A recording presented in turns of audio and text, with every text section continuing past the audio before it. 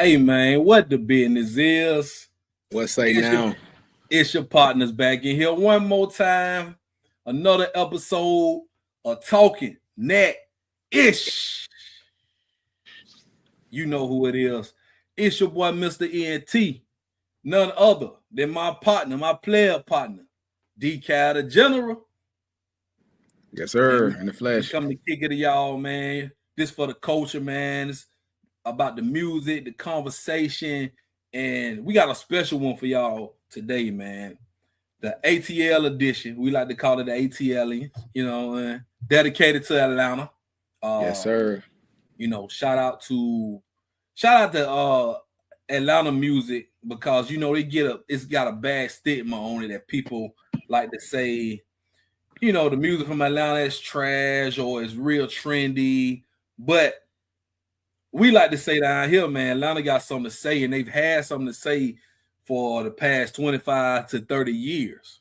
Yeah. And we just wanted to give you guys, show our love and appreciation being that we some Alabama boys, born and raised in the Gump. Those are our neighbors, right? Absolutely. ATL Georgia. So we just want to give them some love tonight and talk about some topics, Atlanta-based topics. So that's why we call this ATLiens, man. And so if you know anybody from the A or affiliated with anybody from the A, make sure y'all share this to them, man. Make sure this is for them right here. Y'all hit the like button, of course, if you're watching this. Make sure you subscribe to the Mista ENT YouTube channel. We got the Talking That Ish channel. And then just show love, man. DCal has got something special coming, like we say, and he about to wrap it up and he about to present it to you guys. Like DCal, what you were talking about that box last week, bro? What you say about the box? You can't see what's inside of a box until you open that box. And if you don't open that box, you'll never know what the content is inside that box. Exactly. And that's the concise answer. If you want to know the full answer about the box, go listen to last week's episode. So, but since we giving concise answers, you should go listen to the concise song. Because eventually it's going to tell me something. Hey, that man he's a mastermind, ladies and gentlemen. I'm not just saying it because that's my partner, man. I'm saying it because the boy get down in the studio. He's a mastermind, seriously. So make sure you check out Concise because the project is coming. What's the title of the project? Part of the problem. POTP. Yes, sir. POTP. Yeah, it's coming real soon, man. So we just like to, from the jump, let y'all know what we got going on. Also, man, I appreciate everybody who been tapped in. The From Bama with love last week and been rocking with it. Just some vibes, man. Like I said on the show, these are old songs, but it's more of a vibe. So I don't want to call it like an album. It's a project. So if you like some songs on there, go ahead and save them to your playlist, add them, do what you got to do. But people been asking about certain songs. So I just put that together just to give y'all something while I'm cooking. You know what I'm saying? And we got something that's out right now. Now, this is my uncle, D Baines. I talked about him on shows previous. This is my OG. This is who started me rapping. This is the survival, unreleased songs from the underground. This is like his songs from about 20 years ago. But when you hear this project, I promise you the sound, the quality sounds better than some of the music that's out today. And I ain't just saying that because I'm on a few songs. And this my uncle, my blood uncle, my motivation, the guy who made me get in the studio. Just check it out, man. They old songs, but I'm telling you, you're going to find something that is going to touch you. You won't be disappointed. Absolutely not. You will not be disappointed. Yeah, man. So check them out. He's streaming on Apple. Shout out to D. Yeah. Shout out my uncle, man. He in his fitness right now. I don't even know how old Unc is, but he fitness something. And we're gonna have him on, man. We got an interview, bro. We got an interview on for real. Now, for sure. Yeah, he gonna get back in the studio too, man. Because we got the OGs. OGs are back in the studio. I'm excited for it. We're gonna talk about some OGs on the show today, and a lot of more things, man. But make sure y'all tapping in with us. Follow us on social media. Follow Talking That Ish. Follow Talking That Ish on IG. We post a lot of clips from the shows, and we're gonna start posting some exclusive stuff as we get more following. So make sure y'all do that, man. Now, D, where you want to start at tonight, bro? Today, where you want to start at today? Let's go ahead and attack this Atlanta Mount Rushmore. I like that one. I like that one. Okay. Yes, Okay. sir. Yeah. So let me post it real quick now. This is Jermaine Dupri's, and you called out Jermaine Dupri as one of the greats, bro. Elaborate a little bit on why you think Jermaine Dupri is one of the greats when it comes to producing and the hip hop culture, especially in Atlanta. Well, for starters, he's a musical genius. If we're gonna start there, he's a musical genius. It's a lot of reasons for his greatness, man. JD is responsible for a massive part of the sound that comes out of Atlanta, whether people want to give him credit or not. He have a lot of low-key tracks that he produced that he don't particularly get the credit he deserves for. I also think that his humbleness, because he's a humble guy, he's a very humble guy. If I'm giving a story, I think he's a very humble guy because he's not one that always has to flex his muscle and say, I did this. He quietly does a lot of things, and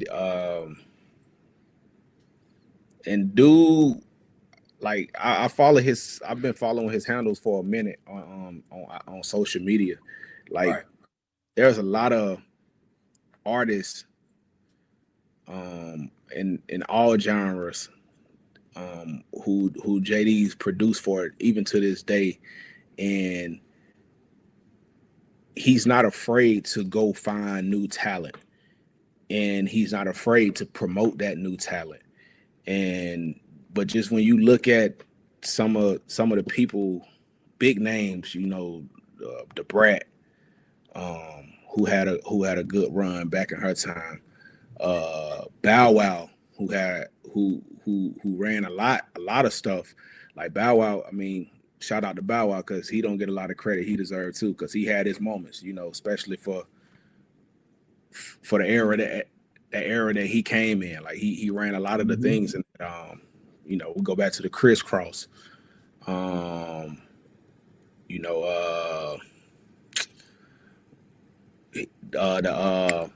What's the song? Welcome to Atlanta's where the players play. Luda. Yeah, so, like an anthem. Exactly. So again, it just goes to his genius, him being the genius that he is when it comes to music. He created a sound that when you hear it, it's his.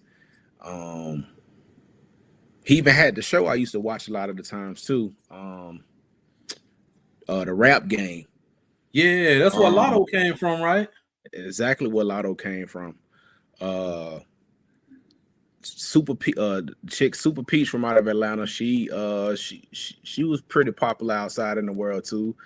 It's a couple people that came off that Rap Game show, but the biggest one is for sure Lotto. Yeah. But I watched that show a lot, and I just used to kind of watch how he used to drive the artist.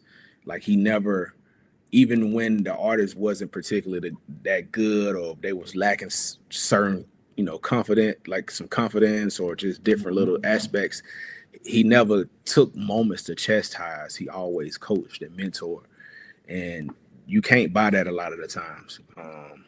That's something you got to get from someone who's humble, and and just have that true passion. So yeah, I know I carried on a lot, but that boy JD, shout out to that boy JD, man. Shout out to JD. For sure. Hey man, absolutely, man. And you know what?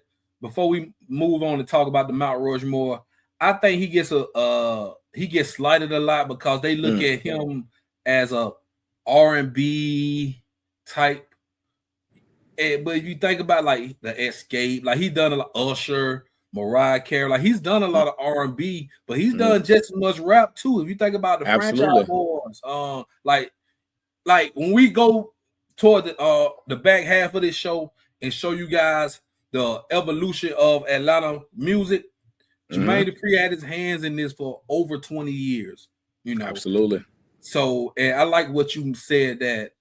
I think we were talking about him a few weeks back, and we was like, if anybody should do the artist like listening sessions and things on social media, it should be him because he's more than qualified than any of these clowns that's on here doing it now. So man, come on, dog. You know what to say. Yeah, I just want to put that out there, man. You know, pardon my French, but you know it had to be said.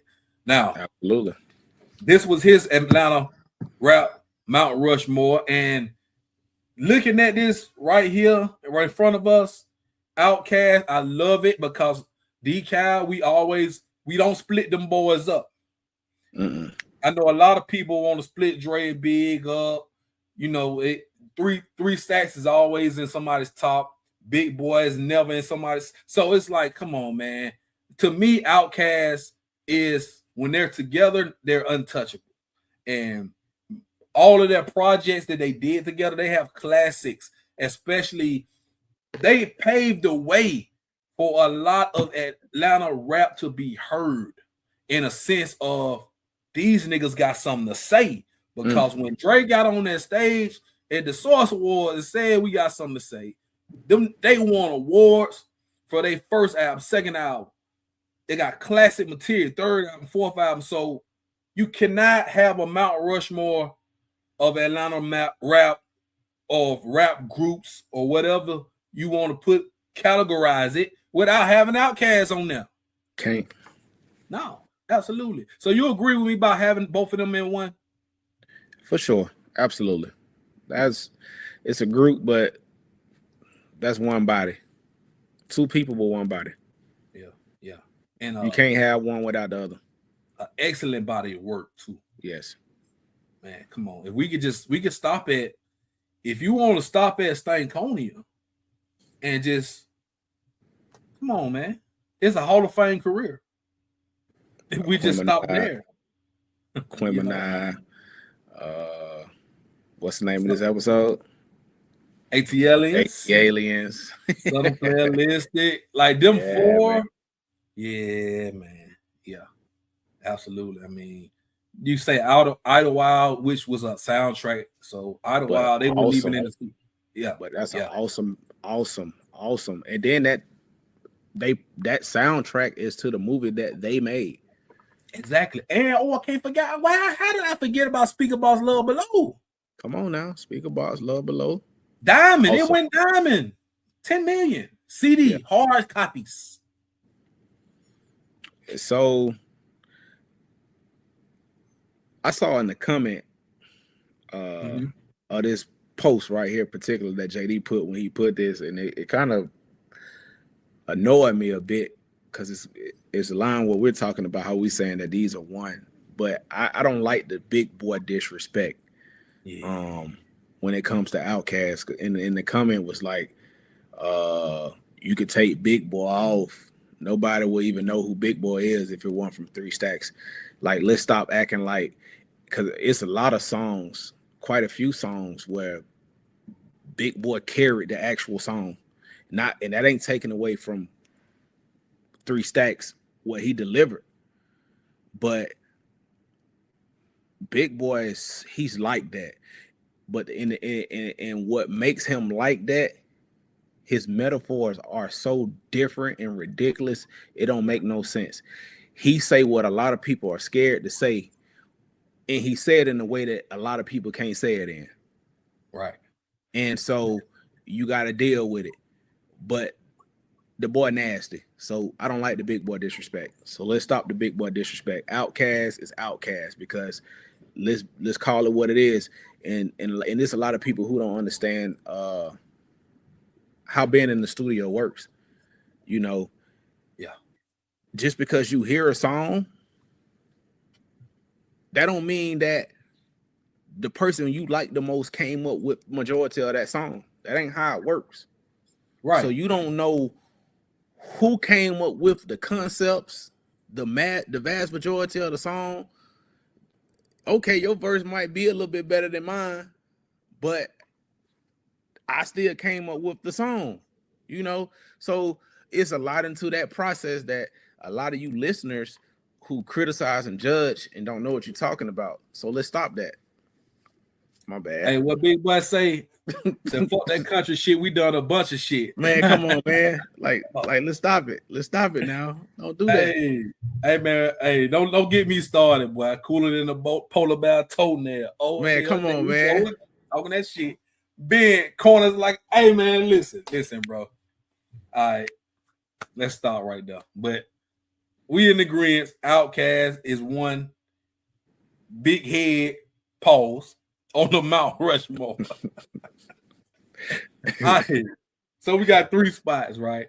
And all right, we see, let's go Ludacris. All right, so now, I love some Ludacris, bro. I was a big Ludacris fan. I used to like when people used to call me Ludacris because I had the sideburns, I had the braids, fro, yeah. Light-skinned nigga. And I used to rap some similar. Now I ain't gonna say I rap like Ludacris, but I had some verses where it was Ludacris like. And when I say this man came, and I was watching some, I think I sent it to you about how JD had a hand in Ludacris, him being on that Man 2000, that intro song. Yeah. And how Luda was like throwing shit over the fence at JD demos, and he could have signed him to So Def, but he was listening to his workers saying, no, don't sign him. He ain't gonna work. But then look at Ludacris was like one of the biggest artists in the country for like every bit of 5 years. Like he had a hell of a stretch probably from like 2000 to 2005 where he was like the biggest artist, one of the biggest artists. He had a lot of competition though, because like you say, Tip, you had Nelly, you had a lot of artists in that particular time. But Ludacris was at the top of the mountain, bro. I'm gonna come back to that spot though. What you think about Ludacris? It's subjective. Okay. I agree with it, and I also think that it's arguable,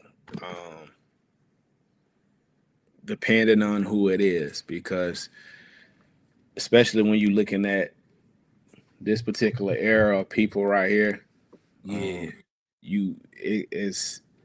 can go. I mean, because I've seen where some people will probably remove Luda and put Gucci right there in that spot. I would. I'm not saying I would, but I'm just saying. I know. That's why this from the subjective factor, because again, if we speaking about, because if you look at this era, they all kind of came out around the same, minus Outkast. They were a little earlier, but all the other 3 cats, they came out around the same time. Let's see. I don't know. You want to reserve his spot, and we'll come back to his spot. Yeah, we'll come back to him. We'll come back to Chris. Because I got somebody I may or may not put in that spot. Okay. Right, so let's go to Jeezy. I think Jeezy ain't going nowhere. I got Jeezy on there, and he stays. He definitely stays, bro. The movement, fuck the raps. The movement was so big, and I think to feel where we coming from, you had to be around in that time period. I know you was a little younger than I was. I still felt it. Listen, bro, the snowman t-shirts. So to the point with the snowman t-shirts, they banned anything snowman like from schools. You couldn't even wear anything snowman related to school because that's how big he was. Yep. So, and just I had the pleasure to go to a club. This was like, I want to say like 05, 06. Trap or Die was like 05, if I remember, because I remember seeing it all over the place, even in Birmingham. And all you would hear is the Trap or Die, the mixtape before the album. You hear like 5 straight songs of Jeezy. And you could not avoid it. It was unavoidable. Good. Yeah. And I didn't even like Jeezy at first. I was like, man, what does this do with these simple ass rap, ABC rap, the ATLiens, you know? I was laughing at some of the verses, you know. Sturdy head like a Centrez plate. Yeah. So I was like, yeah. I'm laughing, but I was like, because I was listening to most of the lyrics, but the impact that this guy had, and to see how he evolved, like even after all that shit went down with Big Meech, and you know, if you want to say who started trap, you can argue T.I., you can argue Gucci, Jeezy. I think when Jeezy hit Trap or Die, I know trap music came first, but let's be honest here. Trap or Die, I don't know, bro. I just feel like his spot's safe. Yeah, because like you said, trap music came first, then Trap or Die. But I think when Jeezy came out with his style of trap, and it shifted more, and because also you got to give credit to his production and his sound at that time. It played a huge part in how he shifted trap. Yeah. Because when he came out, nobody was rapping like him. Nobody sounded like him. Nobody had those type of beats they were particularly rapping on, and it was different. And I think, Buddy kind of, I'm not gonna say he started it, but at that particular time, if I'm not mistaken, he kind of got people back into the Dickie suits at that time, because he came out with the black Dickie suit with the white thermals on, with the Cortez shoes, and the black bandanas and stuff like that. And then he had his group too, USDA, and Boys in the Hood. Boys in the Hood, yeah. So you know, Jesus, and bro, shifted. I know people gonna say he wasn't the best rapper, right? Because you say Boys in the Hood, Joe the Breeze was the nigga going off, but Jeezy was the star. He was the star. Absolutely. And if anybody want to argue Gucci Man, who put Gucci on the map for the world? Jeezy. So icy. So when you think about that, Jeezy verse on So Icy was a verse. I mean, come on, you thought that was his song. You thought that was Jesus' song when it came on. How hard that first verse was. For sure. And that was the first time I heard of Gucci Mane. That was the first time I heard of Gucci Mane and seen the video was So Icy, right? And yeah, I know Gucci had all the mixtapes in the street, and people love Gucci Mane. He's like, he could do no wrong in some people's eyes. But I feel like Jeezy opened that door for Gucci to come on in there mainstream wise. Absolutely. I feel like, and to be honest, I know Jeezy, they say he's from South Carolina. Whoop de whoop. Gucci from Birmingham. Yeah, he from Birmingham. Yeah. Best one. You about to say something, bro? Yeah, I was gonna also say too, with that movement Jeezy had and this is a comparison to Gucci. Gucci had the streets, but Jeezy had the streets and he had global. He had the global world. Like he had the world. Gucci ain't had a world like that. He had the streets, but Jeezy had the world. Yeah. Like he had the world, man. Like he did. It was nowhere you can go and not hear Jeezy. Nowhere. Yeah. And a lot of that probably had to do with the Black Mafia family. You know, BMF was you know, at that time, but at the same time, bro, this was pre-social media. So for somebody to have that much impact before social media, bro, come on. Oh my goodness. So Jeezy ain't going nowhere. T.I. move over to T.I. He definitely staying. He has to stay, no doubt about it. No doubt about it. Listen, bro, T.I., I mean, I remember when I'm Serious came out, right here in Montgomery, our radio station, 97.9, was giving away the CDs. My cousin won the CD and said, "You want this CD? I don't know who this is." I said, "Man, that T.I., I'm serious. I seen the video on Rap City. He had the song with Beanie Man." And I was like, this dude, he'll spitting. And he was like, I remember on that verse, he was like, "To play me, baby, hey, he gonna need a track from God featuring Jesus and Jay-Z." And I was like, "Ooh, this cool right here, boy." And in the video, how like this nigga like player, like I like this little nigga here. And when I heard that CD, it didn't leave my CD player that whole summer. 2001, if I'm not mistaken, when this came out. It could have been 2000, but that I'm serious, bro. I don't know, man. And then for him to go from that to trap music to urban legend to ATL and everything else. See, I had about a 10-year run before he got in trouble with the guns and you know all that, bro. T.I. was a force. He was a force to be reckoned with, bro. He was running Atlanta, and damn, he was the king of the South. King of the South. He crowned himself. Then he went to the legends like Scarface, Pimp C, and shit. They fixed the crown for him. Say, hey, you can have that, bro. You got it. You got it. And something that's interesting about that. Scarface from Texas, right?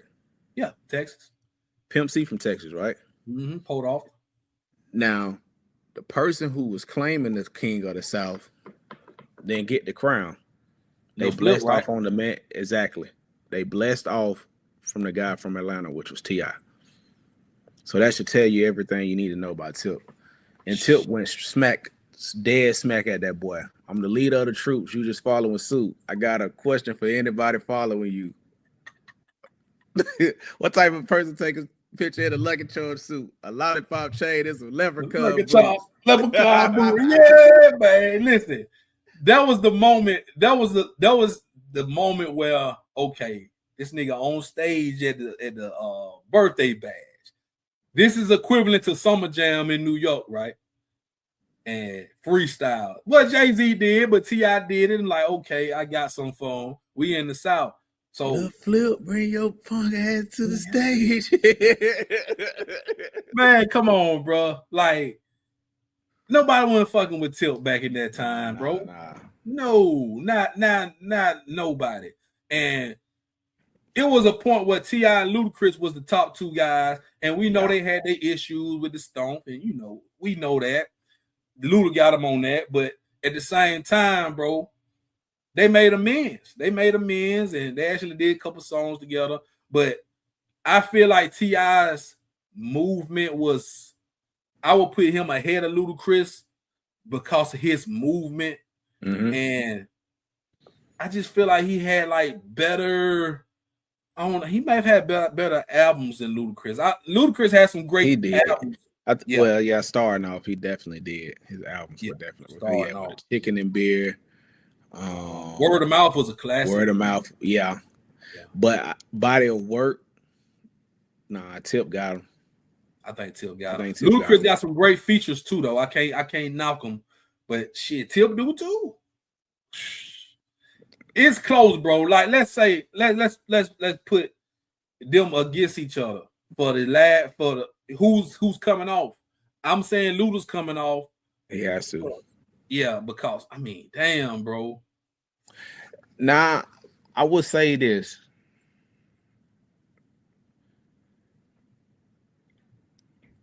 If you remove Luda, I got a perfect replacement for him. We might have the same one. Go ahead. Sure. Pastor Troy. Oh my goodness. Because you know what? Now, go ahead. Why? I don't think, and I see Pastor. I've seen up through the years, Pastor Troy been a little upset with a lot of the bigger names in Atlanta, especially nowadays, because I don't think he feel like they give him the credit that he deserves, and I don't think a lot of people give him the credit. But if we being realistic, around that same time, Pastor Troy was running things in that area too. He was running things in the South, like legit. And those albums that he dropped at that time are arguably better than a lot of the albums that those cats were dropping too, because he had some stuff. And we being honest, Pastor Troy put a young T.I. on Sears remix. Yeah. And Pastor put a lot of people on his stuff, and I know a lot of people. And I'm glad you brought up Pastor Troy. And he don't get the love he deserved, the credit he deserved for putting Atlanta on ATL whole. He represented Atlanta. He really represented the whole state of Georgia. Him being from Augusta, right? And it's a sense of, okay, they looking at Pastor like, okay, he moved to Atlanta when he was 20, 21 years old. Bro, you from Augusta. You come over here. And to me, I don't think he came over clout chasing, because bro was putting on, like, no more playing GA. He putting on for the whole state of Georgia. Yeah. But you got to move closer to the motion to get going. Why not, bro? Just like if somebody, we in Montgomery, right? And the motion was in Montgomery. Somebody from Selma, Open Like will come over here and, talk that Alabama shit. I ain't got no problem with it, bro. You can come on over here and get in this motion. If your shit dope, your shit dope. Do what you do. Yeah. Because this gonna help the movement. So be it. It's close enough. Yes. And he kind of spearheaded the crunk movement, the Atlanta. Like, he had a lot of folks saying ATL ho, even in the gump where we saying ATL ho. Nah, facts. Yeah. So I ain't got no issue if you put Pastor on there, bro. Yeah. We're not saying that he's a better rapper than Ludacris, because I don't think that's true. But we just talking about the Mount Rushmore of Atlanta rap. Period. Yeah. I was gonna go Future. Yeah, for sure. I was gonna go Future for the 2010s on. You have to put Future up there. Yeah. So who you taking on? Luda. Okay. No doubt about it. So we gonna put Future in. No, you have to, because you can't take Tip off, period. Mm-hmm. Because Tip is Atlanta. You can't take Jeezy off, period, because he is trap Atlanta. And you definitely can't remove Outkast, because they gave Atlanta the face from the start. Yep. I love you, Luda. I love your music, but Future, no doubt about it. Future. You said Luda from Chicago. Yeah, he is. So I mean, but Future, no doubt about it. Future, absolutely. I had that one in the chamber. I was just waiting on you to get your one out first. Yeah. I ain't thinking about Future for whatever reason, but I had mine in the chamber. Now we want to talk about Mount Rushmore R&B. That boy Keith Sweat, man. Hey, Keith. Sweat up there. Keith. Hey, Sweat on there, boy. I don't give a damn who the other three. Keith Sweat is on there for the R&B. Yeah, boy. But we'll get into that another day, another time. Yeah. But if y'all agree, get in them comments, man. We need y'all to hit them comments. Let us know if you agree, if you disagree. Put who is your Atlanta rap Mount Rushmore. You get 4 spots. Outkast took 1 spot. That's why you see 5 heads. But Outkast is 1. We gonna take Luda off, and we gonna go Future. And Jeezy and Tip gotta stay. Absolutely. Hey, no argument from him. Not at all, bro. So let's do this right here, man, while we move along, bro. This right here is gonna be a little. I don't like this. I like some of it, but they won't go top 25 Atlanta rappers of all time. Now, this is something that we saw on social media, and we was like, oh, we got to talk about this. I didn't make this list. I don't necessarily agree with this list. I agree with some of it, but we can pretty much, how you want to do this, D? You want to just say who don't need to be on, or you want to say who needs to be higher, or what you want to do? I can say who don't need to be on, and give me some. I can also, before I go there, I hope this is not chronological order from 1 to 25. I hope they just threw names on there, but it seemed like this is in order. The order is yeah. But anyway, we that's not what we on. So to come off, I'm gonna start with Playboi Carti. Absolutely. Lotto. Mm-hmm.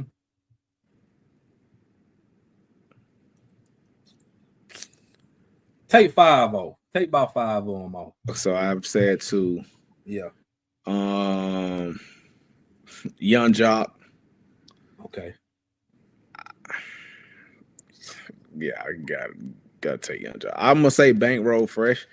Rest in peace to him, but I don't think he did enough to solidify being a top 25.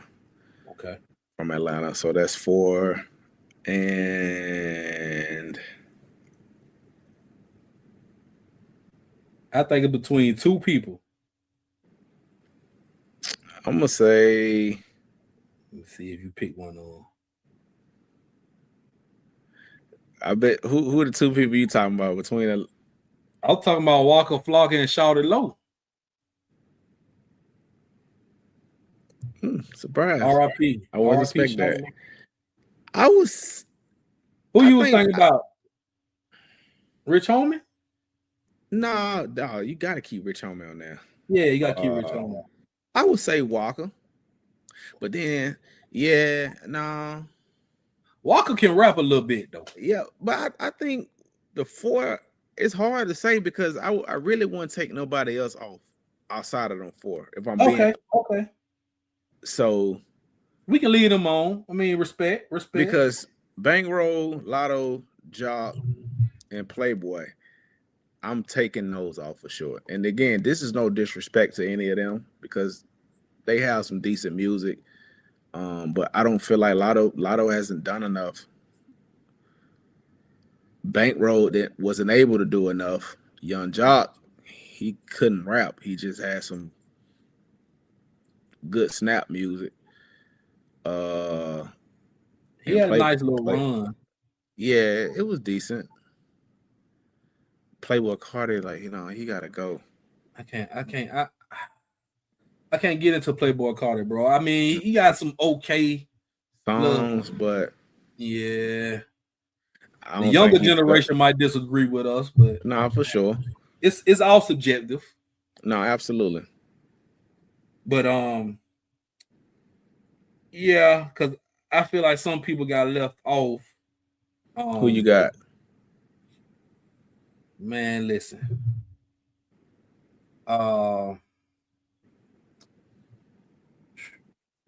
First of all, let's look at the top 10. Okay. Why CeeLo Green all the way down at 22? I want to know why CeeLo Green and Good Mob ain't in the top 10. That's accurate. That's absolutely accurate. Why is Young Dro at 15? I was about to say him too. This the thing, right? Go ahead. Okay, start here then. Who you taking out the top 10? Young Thug. So wait a minute. Now, we got to put a criteria on this. If we talking about rappers, like rapping, or are we talking about impact or see? We gotta go rapping because it's saying Atlanta rappers. That's what it says. So I want to lean on the air of what it says. Rappers. It don't say artists or top 25 Atlanta rappers who had impact. Let's say of all time. So we talking about. I'm gonna err on the side of rappers right now. I'm gonna go rappers, and we can throw in like the music they made too. But rappers, like when I see anything about top rappers, I'm thinking of these niggas rapping. I ain't thinking of who had the most hits. You know what I'm saying? Because anytime I see a top thing and they say who your top 10 or top whatever rappers, I'm thinking about the niggas who rapping, like the best rappers. Right. Yeah. So, and by all means, no, Young Thug is not in the top 10 rappers. Absolutely not. No, not especially not on this list. No. All I know, bro, on this list, we can just do this right here so we won't take it too long. The top 10 rappers on this list: Outkast, T.I., I'm putting Ludacris. You got to put Killer Mike in there. CeeLo Green, Good and Mob. So, are we gonna separate CeeLo and Good and Mob? I'm putting CeeLo in Good and Mob. I don't know why. Yeah, put him in there. Put him in there because he shouldn't be separate. Because when he got separate, he started doing like singing and Nars Barkley. Yeah, it wasn't rap anymore. No, see, that's what they throw me off with that. So, Cass, Tip, Luda, Good and Mob, Killer Mike, 5. Dro 6. I can art. I get to that in a minute. I'm gonna go Future and Jeezy got to be up in there. Before you even get, I'm gonna say before you like again, we talking about rapping. We on 6. I think Rich Homie was a better rapper than Jeezy and Future. If I'm being honest, I think Future made a better songs, but I think Rich Homie was. This is me personally. I think Rich Homie is a better rapper than Future. Okay, and I think that's just Future me. Makes better songs. Yeah. Projects. Yeah, sure. Don't sleep on Chains, boy. Chains can spit. They gotta keep Chains in there. Oh yeah, Chains got to stay in there. He has to. Chains held his own with some of the best of the best. Come on now. Chains got song with Jay, man. Chains. He got 2 albums with Wayne, and and they rapping. Yeah, Chains. Yeah. So, what about Lil Baby? What you think about Lil Baby? You think he top 10? If we talking about songs, yeah, but Baby is not a better rapper than 21 Savage. 21 Savage is a better rapper than Lil Baby. Okay. 21 has a really neat pen. I love his pen, like his structure, his flow, and how his metaphor game is sick. Lil Baby, he gonna make a better song, but rapper again, I'm putting 21 Savage over him as rapper. I feel that. But Dro rap better than both of them. Man, so to that, I'm actually putting Dro before Luda. Ooh. I think Dro is a better rapper than Luda. Damn. That's me. Again, this me. I'm with you because me it's close though. I don't know, but Luda top 5, bro. I can't. Shit, Luda top. I'm not saying he's not top 5. So I just think because I think you put Luda 3. Yeah, I would actually on this list. I'm putting Dro number 3 behind Tip. Personal opinion, behind Tip, absolutely. Okay, because Dro was the one that made Tip rap the way that he rapped. Yeah, Dro got that shit. He got that shit though. I can't. Dro, 2 Chainz, Luda. That list right, the way you saying it, Outkast, T.I., Dro, 2 Chainz, Luda. Oh my goodness, that's your top 5? Yes. Damn. Yes. Yeah, because I think them niggas do rap better than Jeezy. I would say that definitely better than Gucci. Yeah. And again, people, when we say rapping, we're not talking about who can make the better songs, because that's a different criteria. We're talking about when you listen to those verses and how they spin on them verses. When you listen to them on other people's songs and them verses, that's what we're referring to. This ain't about who can make a better song, because obviously the list will change. But again, mine's Outkast, T.I., Dro, Chainz, Dan Luda. I'm going like that. Okay. Man. What you think about? So I can see why they put CeeLo by himself, because as a rapper, CeeLo top 5, like rapping. See, because he was the best rapper out of Good and Mob. That's true too. But at the same time, he was spitting. I just feel like CeeLo, when I think of him, I think of Good and Mob. Absolutely. I think of Good and Mob because most of them first 2 projects they did, bro, was classic. We talking about Soul Food and Still Standing. That was CeeLo was doing some of his best rapping on. Them hooks, them choruses, that was all over. But not for sure. I don't know, man, because I mean it's a great debate to have, but and then Migos, like they after Outkast and Good and Mob to me. I mean, Migos made an impact for sure. Massive impact. But them niggas can't rap better than Good and Mob. I take one out of that group that probably can. Who? Takeoff. Rest in peace to Takeoff. Rest in peace to Takeoff. Takeoff can go. Yeah. Takeoff can go. I think individually he'll hold his own in that top 10. Individually, but you can't individualize the Migos. You have to group them. So I don't like the individualized groups, bro. That's why I say CeeLo got to go in Good and Mob, bro. Some snubs though. B.O.B. Ain't he from Atlanta? Memory served me correctly. I think he is from Atlanta. B.O.B. can rap his ass off, bro. I tell you another snub. If we want to put females in there, Tokyo Jets. Oh, ain't she from Atlanta? Or she from? I think she may be from Florida, but her movement was in Atlanta, if I'm not mistaken. Because she was with the Hustle from Atlanta. Ain't Jay from Atlanta? Come on now, Jay. He definitely from Atlanta. Bro, I know he in the top. So that's what I'm saying. Like, if you got Lotto in there, where is Jay? Because I know damn well he can rap better than Lotto, and Lotto is like, 5 years in or whatever. Yeah.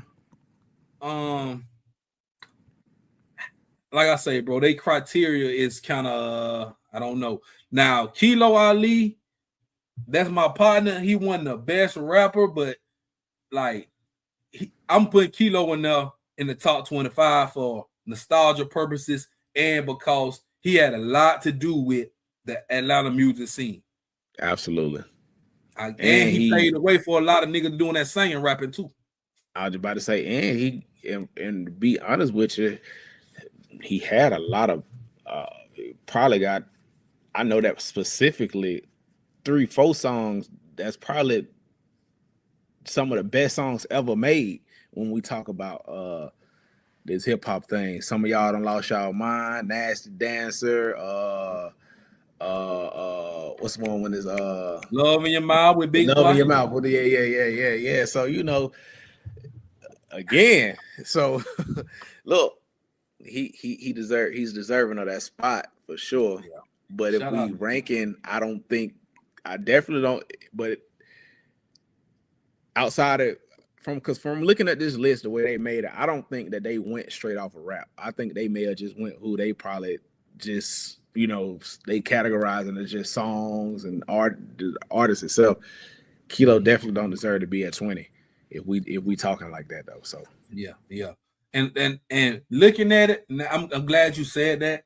I think this may be based off of a lot of different things. Impact for sure, because I mean, I don't think Young Thug is a great rapper at all. He's in the number 7. He definitely not no better rapper than no damn Killer Mike, 2 Chainz, 21. None of them boys up there in front of that he's in front of.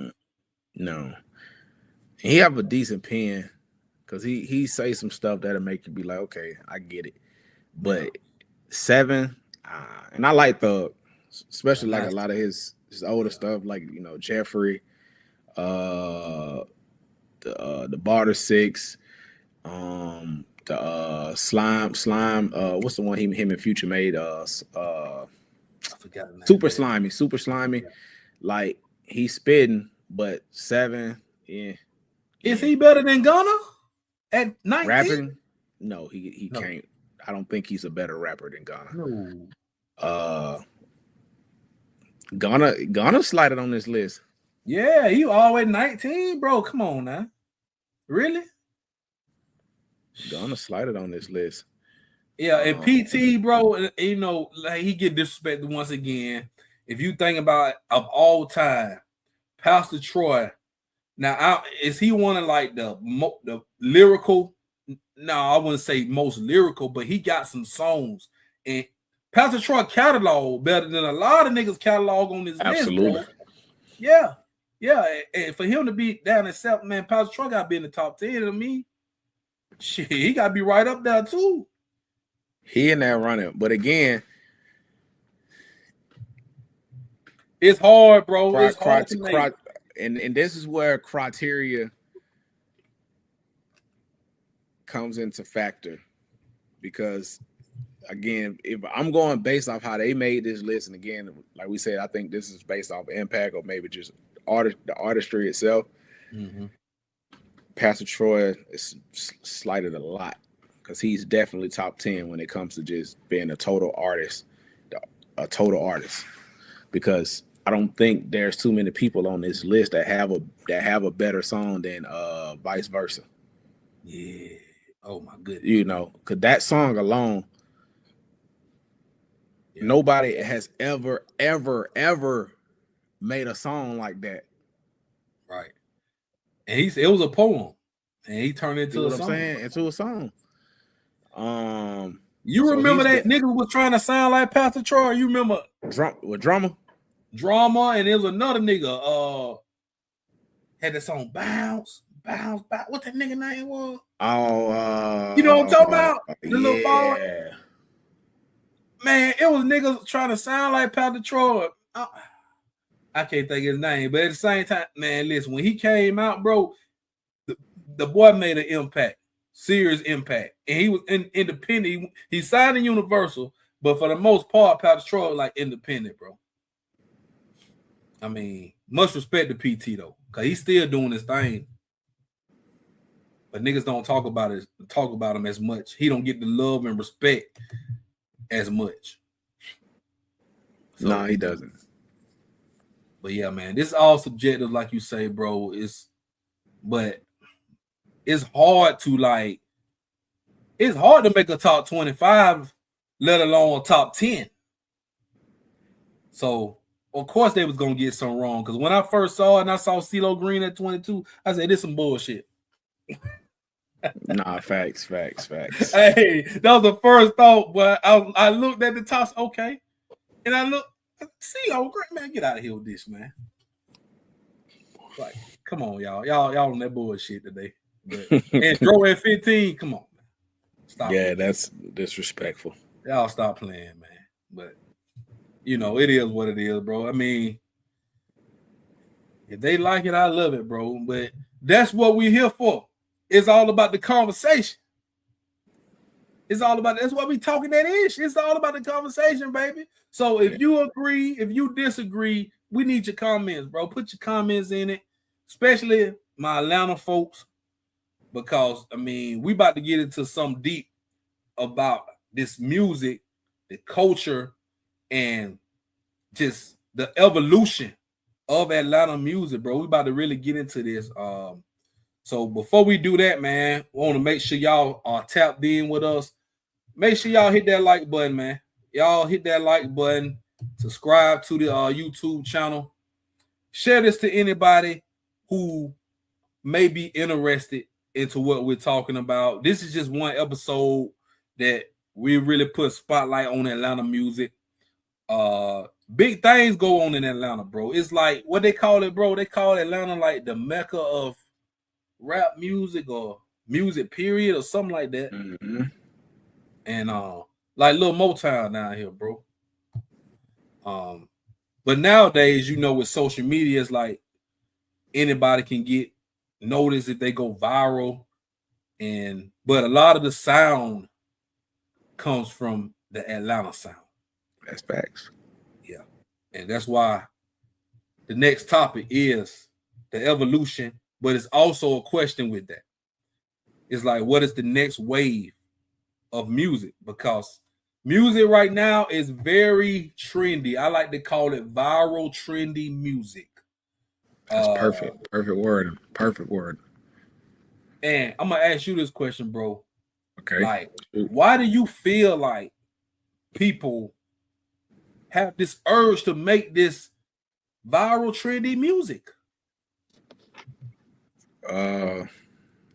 Because for one, it gets attention quicker. To people who's prone to listen to that type of music. I think it's easier to make because it doesn't require a lot of thinking or a massive thought process. Okay. All you got to do is just get in there and rhyme and and hopefully you can catch something that's catchy that can stick with people to make them say a couple times throughout the day. And then now you find yourself just going back and just listening to the song, but like, oh, I like it. But then once that die down, you're not particularly listening to it anymore. So I think, yeah, it's easier to make. And two, I think a lot of artists, rappers, or whatever you want to call them, I think a lot of them lack originality. Ooh, that's a good one. They can't develop or create their own sound. But a lot of that comes with rushing, man. You can't rush. You got to go through and Nipsey said it best on that on the song. Where your hoes at? Where your hoes at? Where your bad pony? Where your hoes at? But basically after he rapped this verse, he did some talking, and he basically was saying you gotta go through each and every emotion, and you can't give up through those emotions. And I think a lot of people try to skip those emotions by jumping to the trendy things instead of just you letting those emotions fuel the art, their art. Right. So if you don't develop your own sound, what's the easiest thing to do? Copy and paste. Copy and paste. Yep. And plagiarizing somebody else's style, man. And what's crazy about it with the AI being prevalent now, like, man, niggas just be going to AI and make up some shit, bro. I really believe niggas be writing their raps in AI now. I believe it. Because you hear some of the, like, come on, y'all really saying that on the record? And before we jump into, you know, the evolution and whatnot, like, we talking music in 2026, like the new stuff from the new artists. I really didn't know what to call it. That's why I say it's just viral, trendy music. Everybody trying to hit a lick. Everybody trying to hit the algorithm. Whatever song that sounds the sound, right? They want to hit, they want to try to copy that and hope they get in the algorithm. Hope they blow up on TikTok and IG and all of that. And you know, in which, I mean, to each his own. If that's what you want to do, you want to come in and make a little quick buck, you know, get your little 15 minutes of fame, by all means. But with the market being so oversaturated right now, it's you got to get lucky. You got to get lucky to even hit. It's like you're playing the lottery right now. And that's another reason that music is watered down and it's no substance right now, bro. That's facts. That's another reason. So let's jump into this, man, for our last topic, man. So I'm gonna move this so it won't be so hard for everybody to see, and just put a regular screen on there so we can look at this. All right, so the evolution of Atlanta rap. I came up with this like from discussion pieces. Me and Decal had discussions like over the phone where me being able to remember the music that kind of the sound of Atlanta. And you can go back. I know people will probably want to argue about who was the first rap out of Atlanta. MC Shotty, which he's from New York, but he, you know, kind of he was out there with the bass movement. And we know that came from Luke, Two Live Crew, the Florida, Miami bass. Yeah. Atlanta kind of took that sound and kind of made their sound. But you had Mojo. A lot of people don't know who Mojo is. Probably early 80s. And I think he's like the first rapper from Atlanta. Shotty's from New York, but he put Atlanta kind of on the map. Shout out to DJ Toomp as well, because Toomp made the beats. And he was a DJ at that time. DJ Toomp is legendary in Atlanta. He don't get a lot of love and respect either. No. So the dance bass music was the first type of music that popped for Atlanta. Even throw in Kilo and Raheem, DJ Taz, DJ Magic Mike, all them with the Bankhead Bounce, like all them songs that we heard growing up in the 90s, the early 90s, mid 90s. I heard this stuff actually before Outkast. That's why I put this first, because I'm an 80s baby. And I remember hearing those booty shaking songs. Along this time where Two Live Crew was out, all that Miami bass, Atlanta had music too, similar. And so that's why I put them first. Now, Outkast is the second type music. And that's why I put Southern hip hop, because Outkast was rapping. They were rapping. Mm-hmm. Even go ahead. No, go for it. You go. No, I was gonna say we both. No, I was just gonna say about that rapping, because that Southern hip hop was I would call it like it was statement music.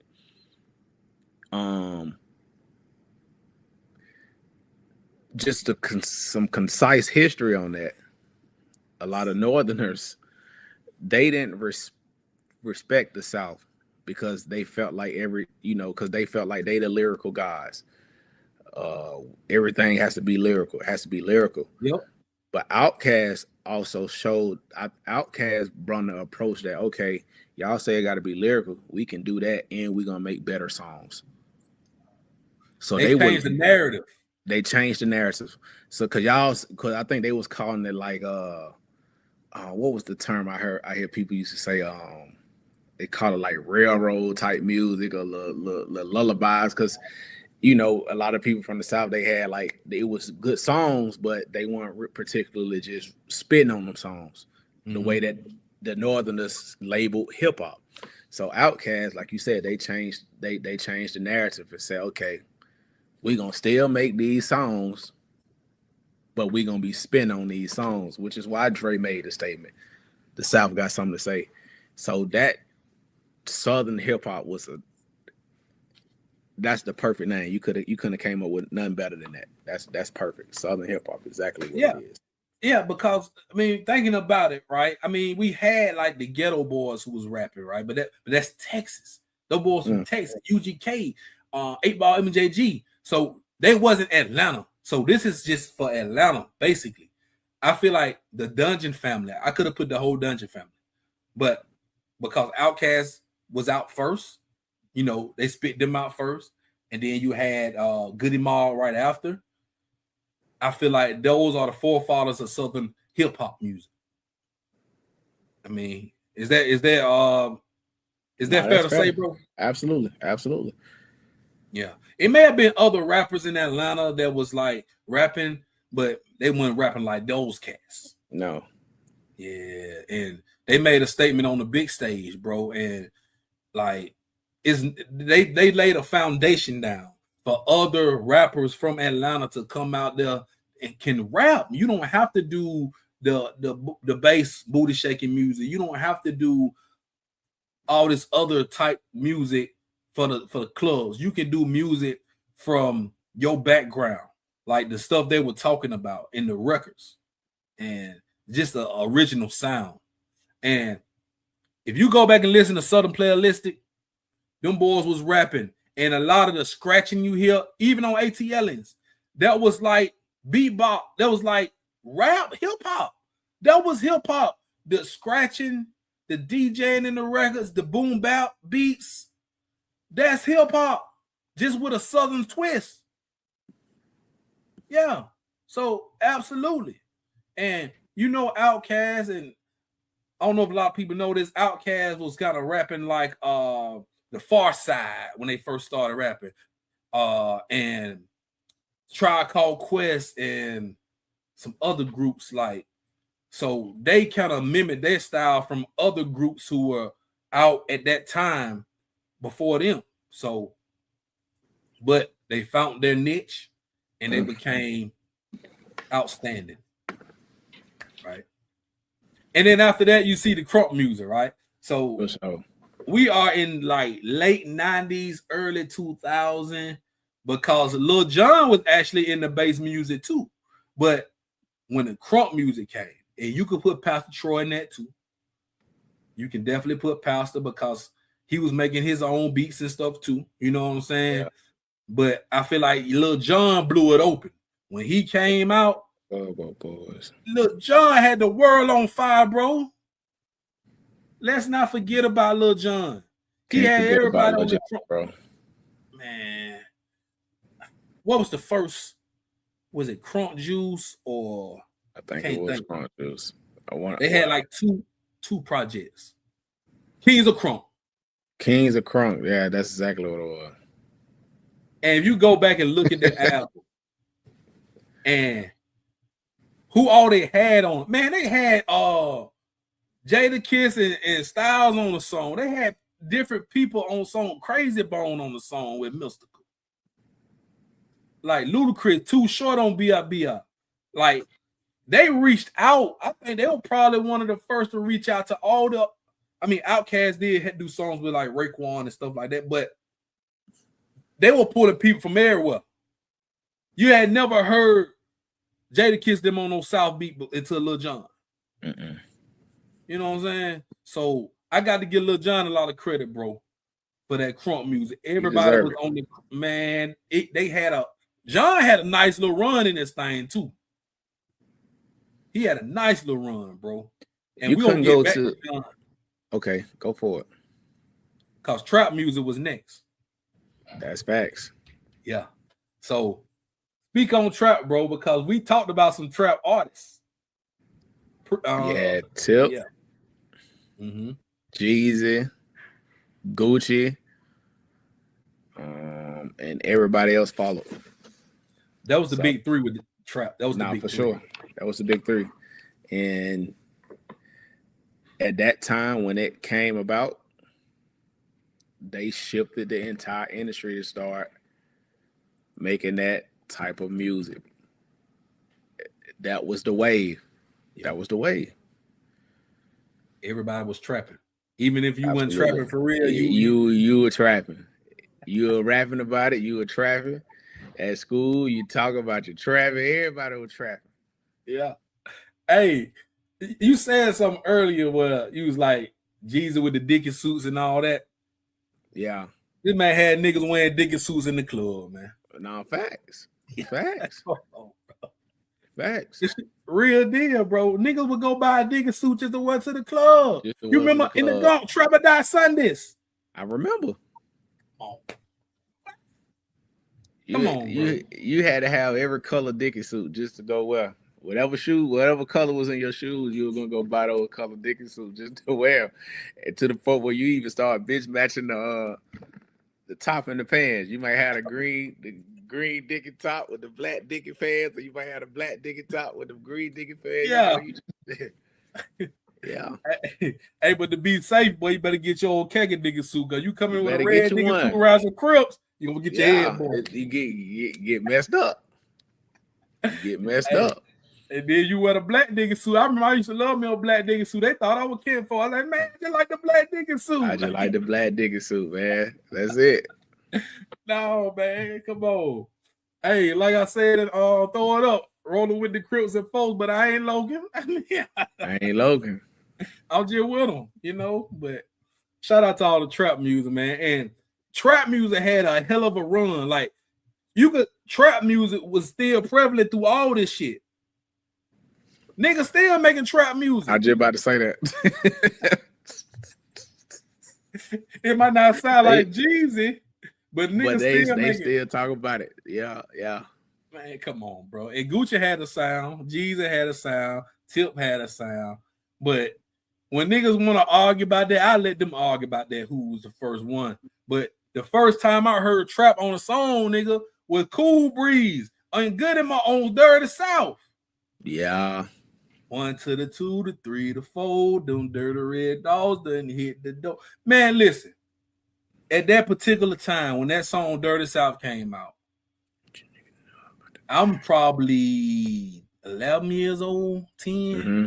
I ain't know what the hell the red dogs was. I ain't know what the trap was. That stuff was. Yeah. But then you go back and look at your history, revisit. Well, that task force was mean on red dogs. And then very mean. My niggas trapping.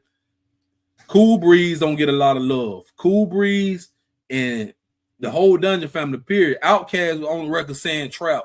Even go back and listen to ATL and Southern Player Listed. They was talking about trap, but they just weren't making trap music. Right. So that was the first time I heard trap, but I didn't know what they were talking about. So we'll leave it at that. Now, after this trap music, snap music came in about the mid-2000s. Mm-hmm. Who started that off, in your opinion? Probably would say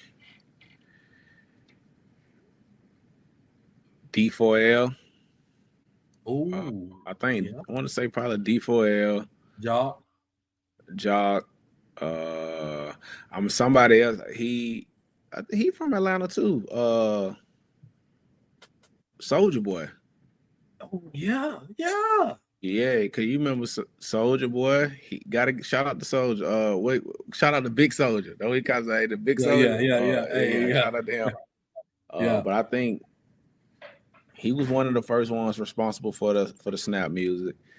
And then you had, like I said, the D4L, Jock, Franchise Boys, and I think everybody else followed. And if you think about DJ Young. Oh, yeah. Rest in peace to DJ Young. Yeah, man, walk it out, bro. And two-step and all. Yeah, boy. East side, west side. Baby D them.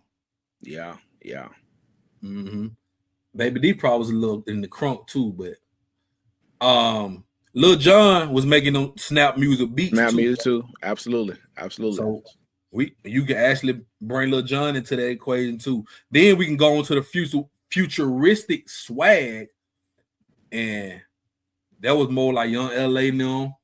Travis Porter, Rich Kids. Mm-hmm. Big Soulja. Yeah, Big Soulja too. Mm-hmm. Yep, sure. He fell off in that. Even Future was a little bit in that futuristic wave. He had a little hand in that futuristic wave. J Money. Yep. But for sure, Young LA. was the one that I think he drove that plane more than anybody because he was the biggest one at that time. I think out of all of them when they came to that futuristic, besides Rich Kid, I mean, of course, Rich Kids, but Travis Porter, Travis Porter, but Young LA had that. He had Tip behind him, which gave him a bigger face, so he pushed that futuristic Leland. That we used to call it futuristic Leland. So who made Swag Surf? What them boy name? I'm on about it. What them boy name? Ain't that Can't think of them boy name, but they got one of the biggest songs. They play that motherfucker everywhere. Folks gonna get the swag surfing, bro. Nah, they gonna do it. Yeah. So them boy had a hit on their hand. That hit right there, that's a lifetime hit, bro. That's like Tootsie Roll. I mean, for real. Fast Life Youngsters. Yeah, FLY. Mm-hmm. Yo, the boy had it. They had their hit, boy, and they still got their hit. Cause I hear the other one too. I think that was part of the futuristic movement too. That who was the part of like a rock star? Oh, Shop Boy, yeah. Shop Boy. They was a part of that. That was that part of that whole futuristic movement. Yeah. So hey, shout out to the futuristic. Hey, I didn't necessarily like all the music that came from that, but them boys started a trend, boy, and they started it before social media. So, and before we go to number 7, I just want to add this in there. I think, and if we gonna talk about that top 25 again, since we done mentioned this name more than one time, you have to put Big Soulja on that top 25 out of Atlanta. If we talking about artists and impact, because he drove that. Like he responsible for number 5 righteously. He had the biggest song out of all that Snap music, which was Crank That. Yep. And then when he hopped, and for real with the futuristic, from my swag on, he was really responsible because he was the first one to put the paint on the shade lens and all that stuff and all, like, come on, man. Big Soulja, man. Big Soulja, boy. That's why he be they call him clout chasing, but it don't be clout chasing. Like, he be for real because he was the first one to do a lot of these things, man. First one to start stream. Like, he was the first streamer. Like, he was, the first one on YouTube, like, doing it. Like, so yeah, shout out to, but we can move on to where we at though. Shout out to Big Soulja though. You're right, bro. Hey, you absolutely right. I swear. Hey, niggas sleep on Soulja, boy. Hey, for real, they sleep on that boy. Hey, so we gonna move to Future, which I put Future there because when Rats on Rats came out, after that, you heard a lot of niggas. You heard a lot of Future after that. That wasn't even his song. He just took that song over from White City.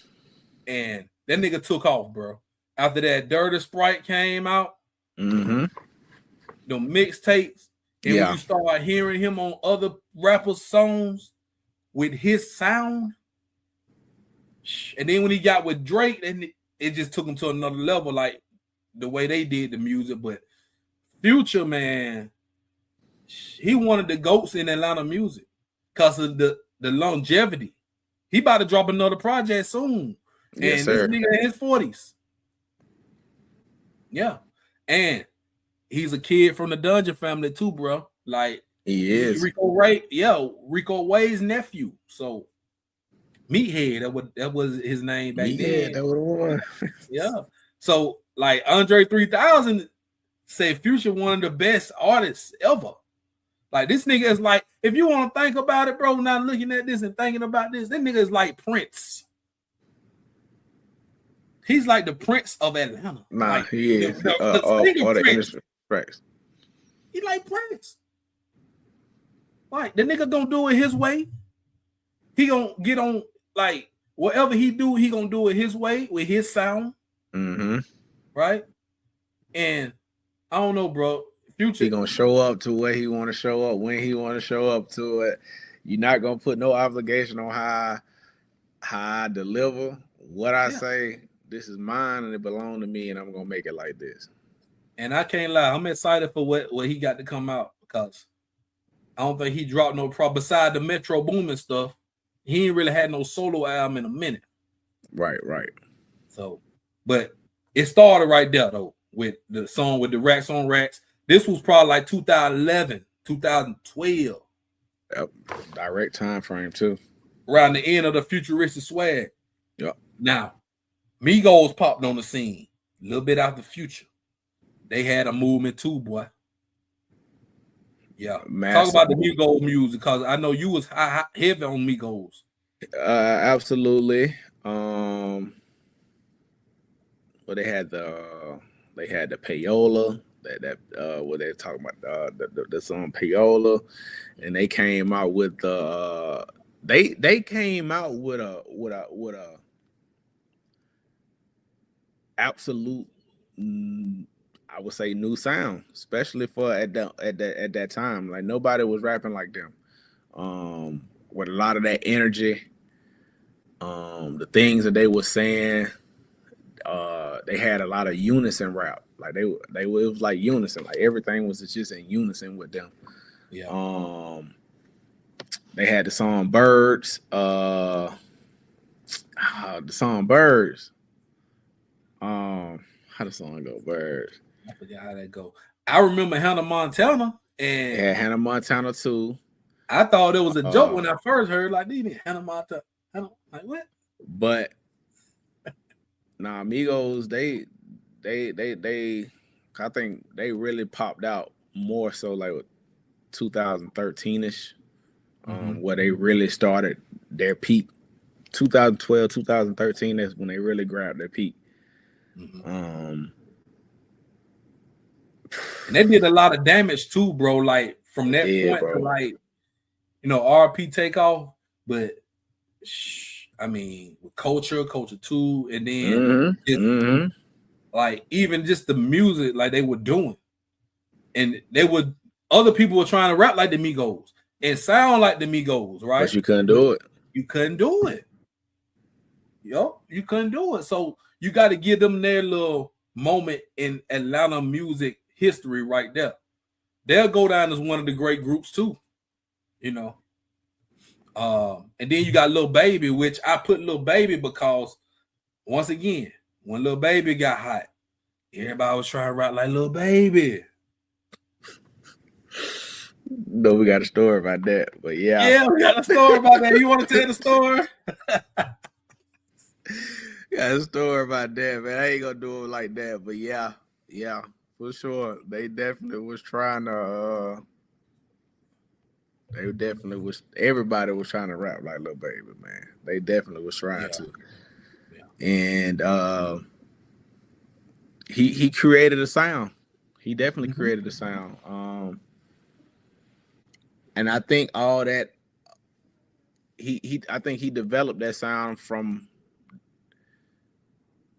as a continuation of kind of the foundation that Future laid. Yeah. And he just kind of made it his. But Future also because before Future, but this guy ain't from Atlanta. But Future, he snatched that foundation a lot too from Wayne. Because that auto-tune, because obviously T-Pain was that first one with auto-tune. He spearheaded it. Spearheaded, absolutely. But his was solely just a lot of singing behind his. He wasn't particularly just doing a whole lot of rap or making songs in reference how the guys. And I think Wayne actually he did take that and he kind of created certain sounds with the auto-tune. And I think Future, I think Future even said it. He got a lot of influence from Wayne on that piece. And he took, because at that time, around that time, 2010, 2011, that's when Wayne got into his trouble. Oh, yeah, absolutely. And that was because to then, Wayne really had that run. And then around that 2010, 2011, he got locked up. And then Future just picked up the torch where Wayne dropped it. And he took that sound and made it to something totally different. And I think that that's what Lil Baby did. He kind of took what Future had laid out a little bit and just kind of made it his. But when you hear that though, it just goes to show from 1 to 9. And when you listen to 9, you can hear a lot of 8, 7, some 6, some 5, some 4, some 3, and a little bit of 2 and 9. And what I mean by that is Atlanta is responsible for creating sounds, and when you hear those sounds, you know where it comes from. Ooh, yep. And I never really thought of it that way. I just thought that certain artists would set the trend and people will follow the trend. And that's why we got 7, 8, 9. We got artists. Right. Instead of having like types of music. Right. Because those artists, they, instead of making those, like you said, those type of music, they made a type of sound. Yeah. Because it wasn't just particularly they're talking about, the snaps and the, futuristic and the traps. Like, no, they took all of what was before them and created a sound with that. Yep. And which is where, again, I got a lot of respect for 7, 8, and 9, because especially 7 and 8, because those were, 7 was the tail end of my high school years, and 8 was my first year of college and into my military years. So I was shaped a lot by them at that time, and because that was what was ringing at the time. So yeah, and Atlanta was hot. So was hot in Atlanta, that's what took the industry. So respect Atlanta, man. Absolutely, bro, and respect the return of the OGs. T.I. and Ludacris, like Tip about to drop an album next week. Ludacris got an album he cooking up to. So we're about to see 2 other rappers that came out in 2000, 2001, 25 years ago, bro, coming out with new projects today in 2026. And hot music, not following no trends. I mean, it's going to be the music. They probably going to have like some music that'll fit with today's music, but I can guarantee you the subject matter, they're going to be talking about some grown man-ish on there. I can guarantee you that. I'm excited for T.I. I think he took a little bit too long to bring us the project, but I'm still going to listen to it, and I'm going to embrace it. Ludacris, I ain't wait, bro. Come on, bring me some heat, Ludacris. Talk about some things. I want to hear it. And for number 10, the viral trendy music, you see what you say, Decal, a few weeks ago. You said social media is the A&Rs and they are telling you what's hot and what's not. Yeah. TikTok, IG, Snap. Come on. I mean, it's obvious. It's obvious, bro. Whatever you see on your timeline by scrolling, the reels and all that, somebody making a dance to it. Hell, somebody just making a simple video with the music playing in the background. You know what you might as well do at this point? Talk to me. Just go to the studio. Don't make songs anymore. I'm just about to start making a whole bunch of hooks. And put you gonna do a hook album? Look, because think about it. Jokers ain't listening to the songs. They listening to the dances or what they see on the TikTok. So if I can just go lay down a freaking hook, something to get some, man. That's, bro. I'm just saying. Imagine if like certain songs came out today, like now watch me Will, watch me Nay. Like imagine if them songs came out today in the TikTok era. Oh my God, bro! Imagine if Soulja Boy brought this crank that today in the TikTok era. Ain't no way, bro. Like, and see, that's why you have to give number 5 on this list, respect, because nobody really wanted that type of dance music once it wasn't supposed to be popular the way that it was. Even though we needed, we need dance music for the clubs, parties, but that snap music was bigger than just the clubs, the parties. Like, that's what was popular. That what was popping. That's what you heard on the radio. It wasn't just you, because like with Luke and even with some of the crunk music, you would hear it on the radio, but a big part of that movement came from parties, clubs. Yeah. But that snap music was like the standard. It was the standard, like, at that particular time. So for them to do that type of movement without TikTok and the visuals and what you call them, the clips. What's the look? No, the little clips. The reels, the verts. The verts. Yeah. You like, but just, and then the way, like, Big Soldier, the boy was, he, even today, like, the boy still, he has some, he's a marketing genius from that aspect. But just imagine him in TikTok era, man, please. Hey, because look at what he was doing on MySpace, and YouTube. Like you say, the first artist that was on YouTube, dance and make. This was before you could even go live on YouTube, bro. I don't think you could go live. I think he was just making the videos and putting them out, if I'm not mistaken. That's exactly what he was doing. It wasn't no YouTube live at that time. It was just, you make the video. Paul discovered him on YouTube. Who that? College Paul, Mr. College Paul. Yeah. Yeah, he discovered the nigga on YouTube dancing to the song he made to crank that. Like, man, listen, bro. Like, all right, so to put all this in perspective, bro, we see it right here. We've talked about each one. What was the biggest movement out of Atlanta, bro?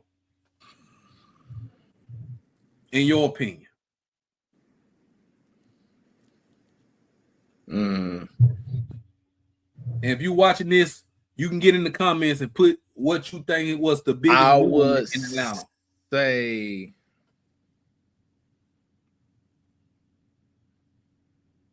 I'm gonna say number 7. Future? Ooh. I'm gonna tell you why. It has the most longevity. Okay. Oh, okay. Because from the time, I mean, and that's not discrediting all the other ones, because again, like we said, all these you still hear in some type of music, but Future has led his sound for so long, and if Future dropped today, he's gonna grab more attention than any other of these numbers. In Future, in his mid 40s? Yeah, he about 44, I believe. 44, 45, something like that. And he been doing it. And Future can literally make the world stop if he drop. This nigga just did the song for the World Cup. I seen something today with Future. Yeah. They said Future so bad, he the only one that can make a song in the midst of a big 3 beef with all 3 on.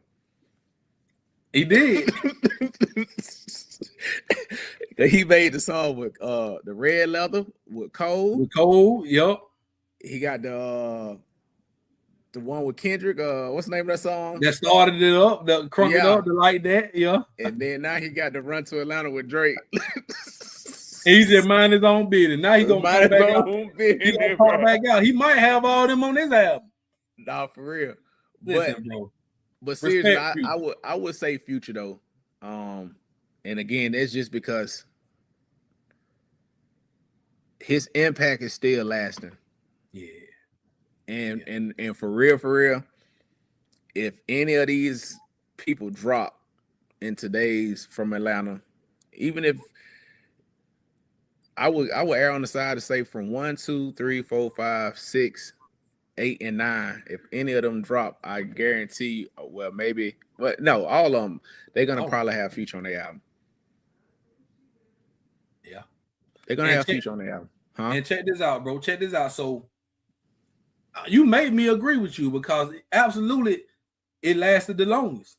Because we've seen like crunk music can't make a comeback. Crunk music will never be as hot as it was when it was. Trap will never be as hot as it was when Jeezy and Gucci and was doing their thing. Snap music, it may seem like Snap could come back because of TikTok. It could make a comeback. The only one. Futuristic swag, maybe 5 and 6 could make a comeback.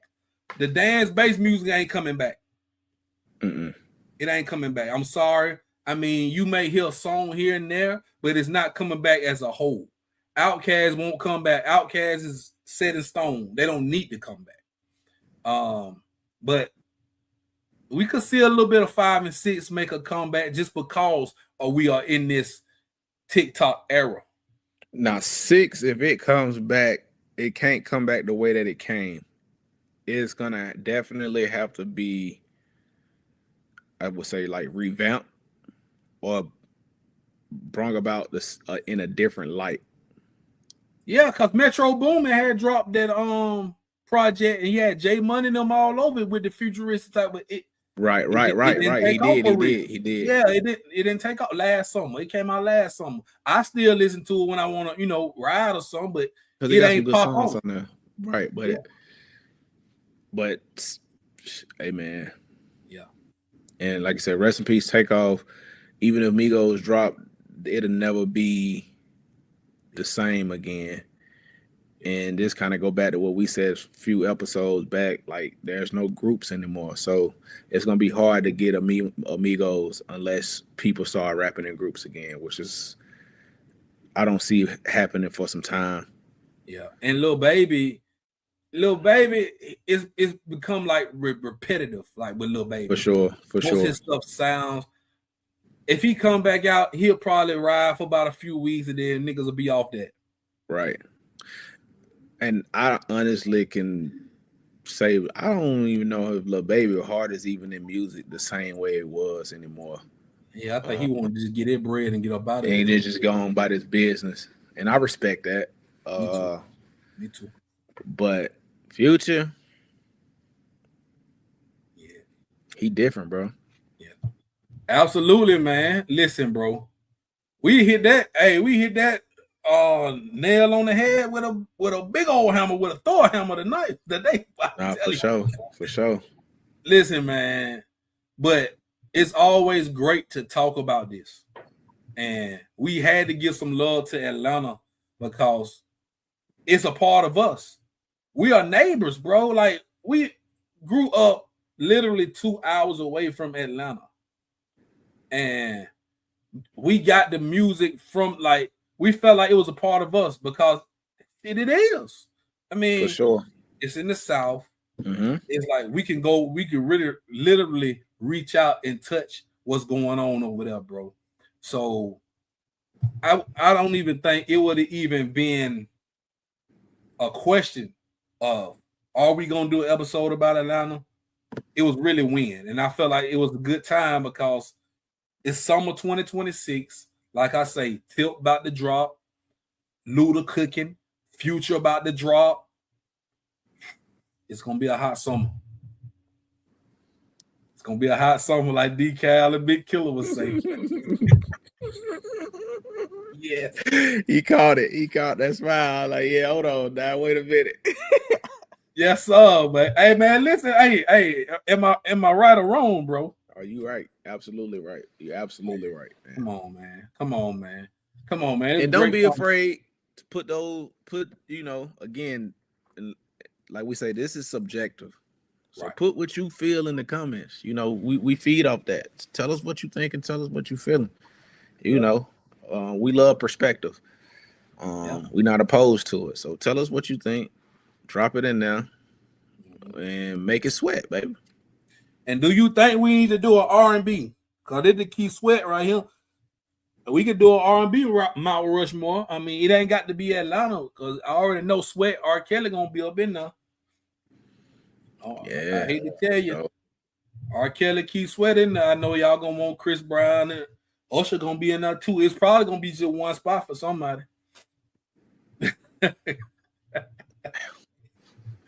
I think we might need to do that, though, Mister. We might. I think we need to do that. For the ladies, man, we got to do something for the R&B. So yeah, we might come back with some R&B for y'all, man. For real, we need to. You know, a lot of R&B came out of the South, boy. Like they sleep on some of the artists, the R&B artists that came out of the South. You know, so might have to give y'all that too. But make sure y'all hit that like button. Hit the like button before you start watching this. Hit the like button. Get in the comments. Let us know that you like this show. Let us know what you like. Give us your thoughts on the subjects we've talked about. And go ahead and subscribe to Mr. ENT. Go ahead and subscribe to Talking That Ish. We're going to go live soon. We just need to get more people to come in, leave some feedback. So when we do go live, we can talk to y'all and put y'all comments on the screen as we're doing the show.